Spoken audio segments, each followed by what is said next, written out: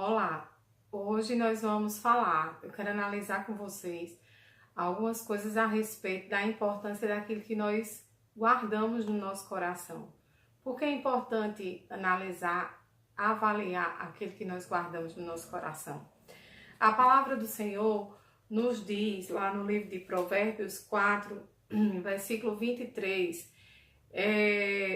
nós fomos exortados, e o título dessa palavra diz assim, exortação paternal, ou seja, nós fomos exortados por Deus, como nosso Pai, a observar o seguinte mandamento que está contido lá no livro de Provérbios 4, capítulo 4, versículo 23.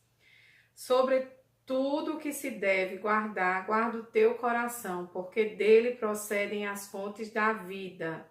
Vou repetir. Sobre tudo que se deve guardar, guarda o teu coração, porque dele provém as fontes da vida. É mais interessante essa palavra, porque se nós formos fazer uma avaliação fisiológica da importância do coração, todos nós sabemos que o coração é o órgão do nosso corpo responsável por bombear o sangue para todo o aparelho que compõe a máquina chamada corpo humano.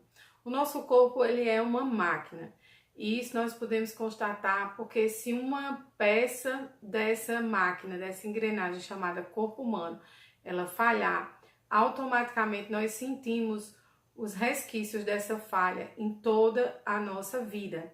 E o coração, ele é uma parte importante dessa máquina.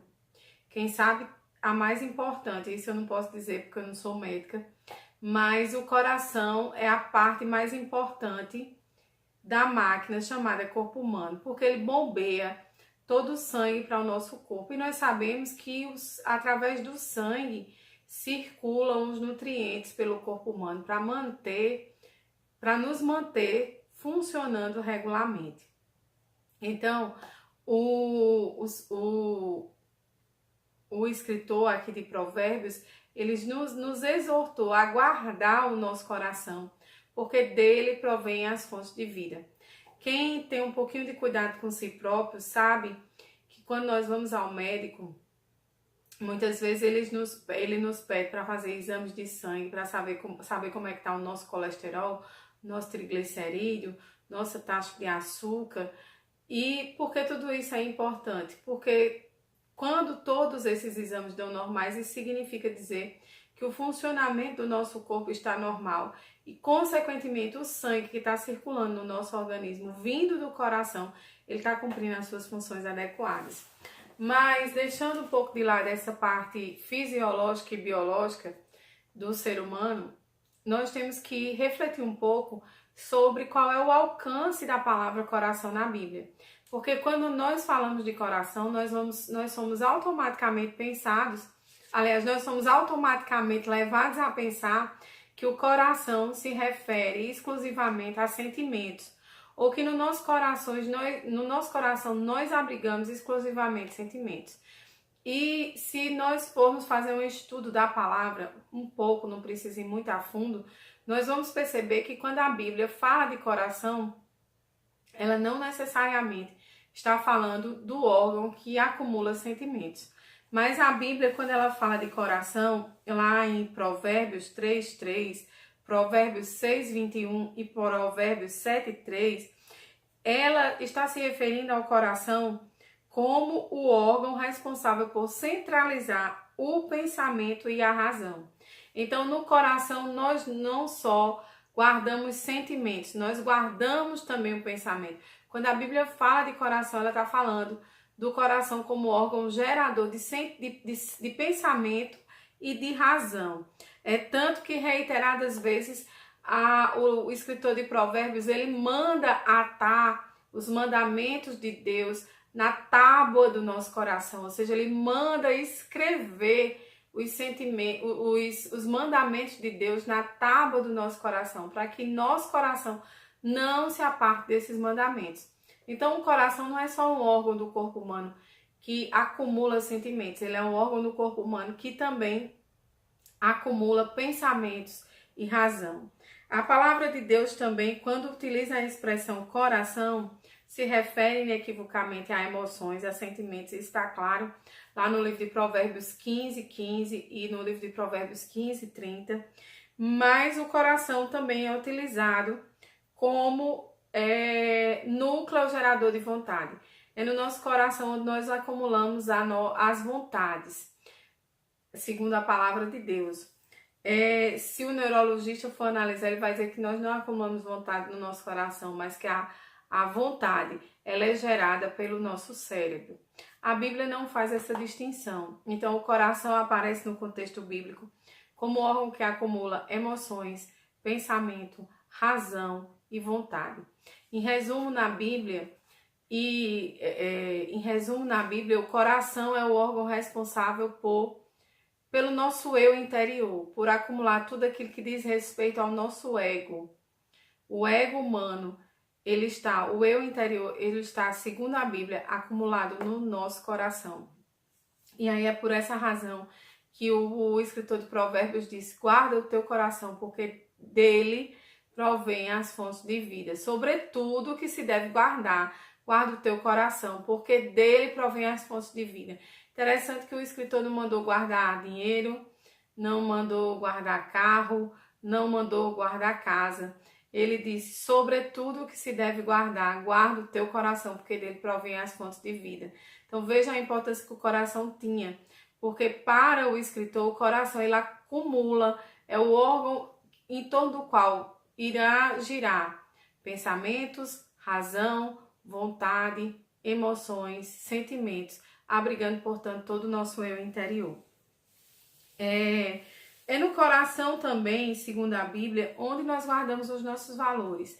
E aí, de novo, eu digo, em várias passagens do livro de Provérbios, nós vamos ver o escritor mandando atar os mandamentos de Deus, os estatutos de Deus, os decretos de Deus na tábua do nosso coração, mandando escrever esses pensamentos, esses decretos, aliás, de Deus na tábua do nosso coração. Então, nós guardamos no nosso coração também valores. E os valores, amados, guardados no nosso coração, eles influenciam nos pensamentos e sentimentos que nós iremos gerar. Aí, amados, você deve estar se perguntando por que foi que o escritor de Provérbios disse isso tão claramente: sobre tudo que se deve guarda o teu coração, porque dele provém as fontes de vida. Por que ter cuidado com o que nós devemos guardar no nosso coração? A palavra relata lá no livro de Mateus 15, capítulo 15, versículo 18, porque aquilo que nós guardamos no nosso coração influenciará ou influirá naquilo que sai das nossas bocas.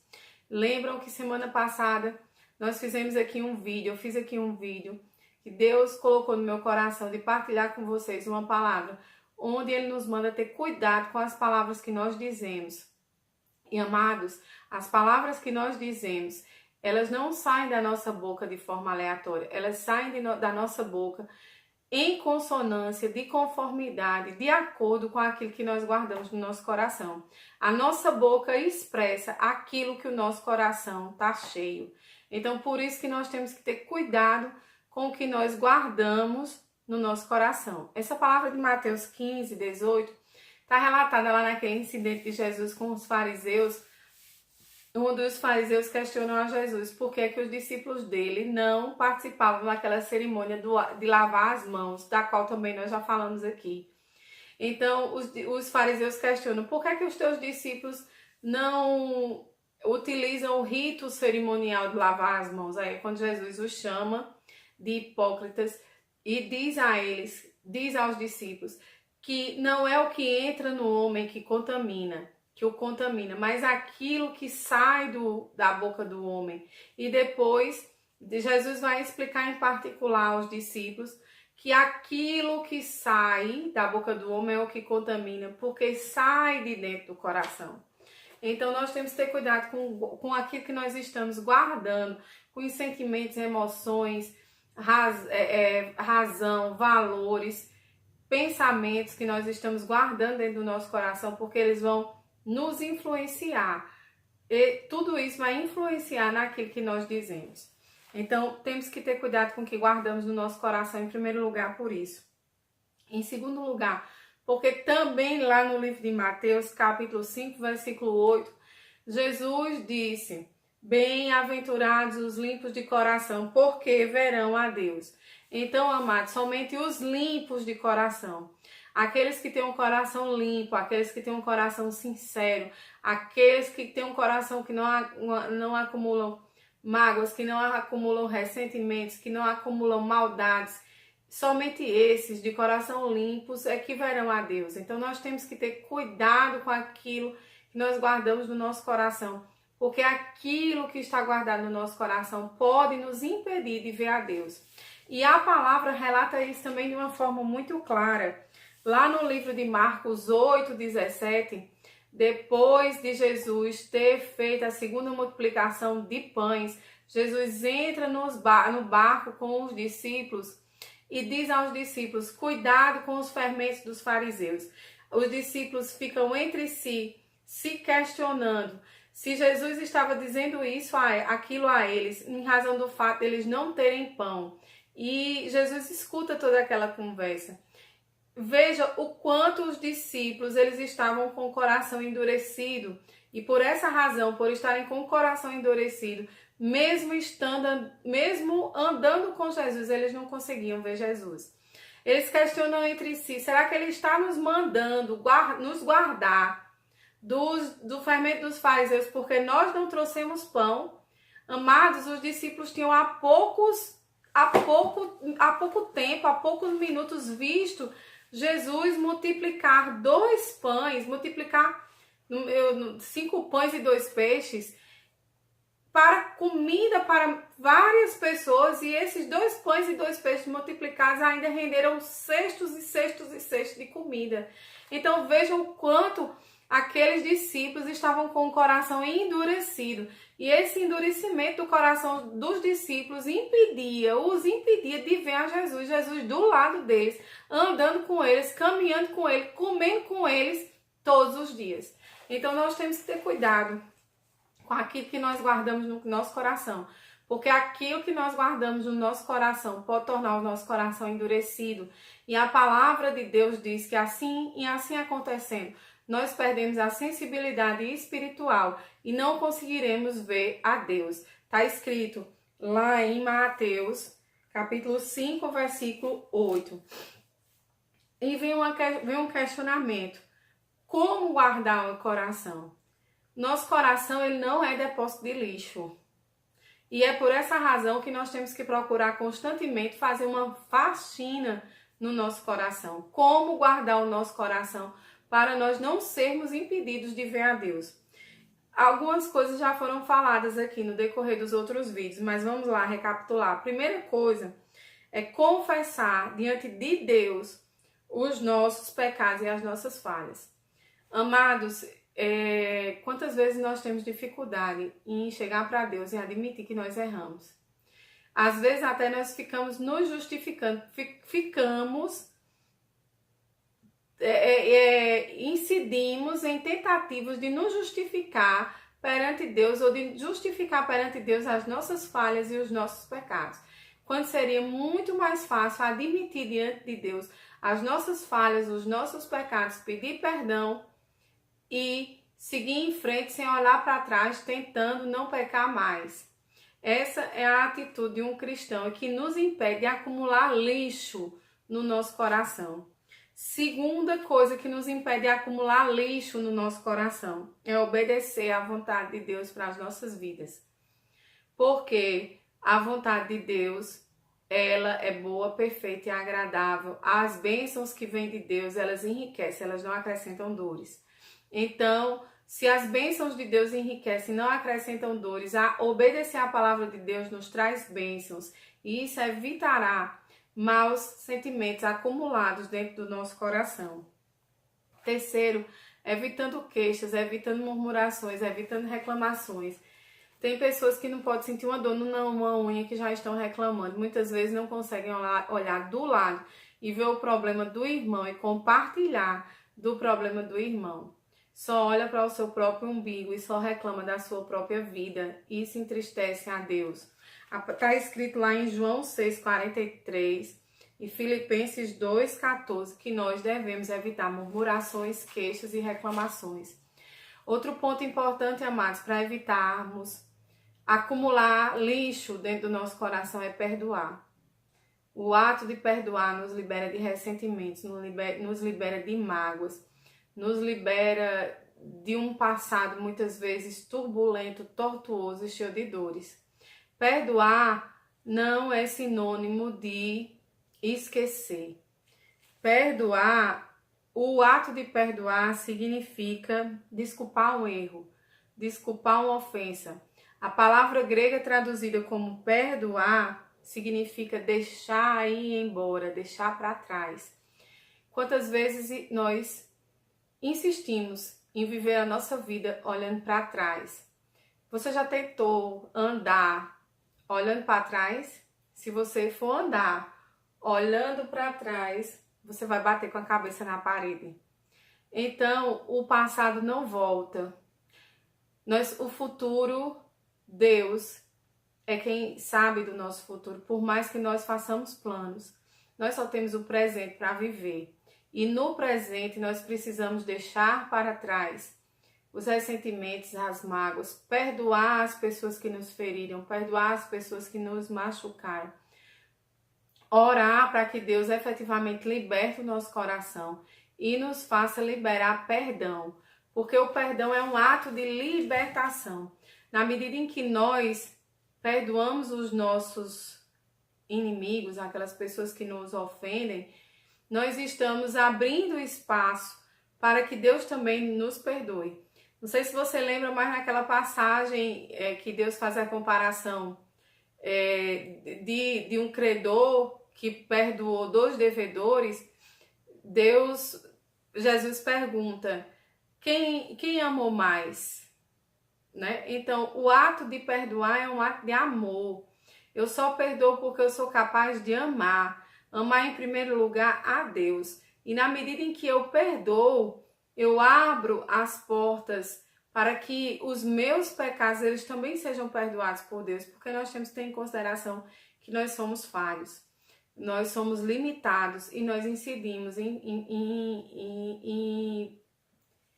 como eu estou procurando a palavra, nós incidimos em machucar o próximo. Nós não somos só vítimas de machucado, mas nós somos agentes de machucados também. Então nós temos que perdoar, amados. O perdão, ele libera espaço no nosso coração para coisas boas vindas da parte de Deus. Várias pessoas muitas vezes estão aí há anos orando, conversando com Deus, jejuando e não conseguem receber a sua bênção porque não foram capazes de perdoar. Então vamos perdoar para que haja espaço no nosso coração para as coisas vindas, derramadas, deliberadas da mão de Deus para nossas vidas. E porque também o ato de perdoar limpa o nosso coração. E a palavra nos diz que somente aqueles que estão com o coração limpo verão a Deus. Vamos limpar o nosso coração essa semana. Vamos fazer uma faxina, tirar de dentro do nosso coração aquilo que nos faz chorar, aquilo que nos faz sofrer, aquilo que nos faz ter ressentimentos, mágoas. Vamos tirar tudo isso do nosso coração para dar espaço às coisas boas que estão chegando da parte de Deus. Vamos desocupar o nosso coração dessas coisas que só nos fazem colocar para baixo, só nos colocam para baixo, a fim de que possamos ter sensibilidade espiritual o suficiente para ver a Deus. Eu quero ver a Deus, e você? Espero que essa palavra tenha falado com você. Beijo grande no coração. Fique com Deus. Sobretudo o que se deve guardar, guarda o teu coração, porque dele provém as fontes de vida. Uma semana abençoada. Graça e paz.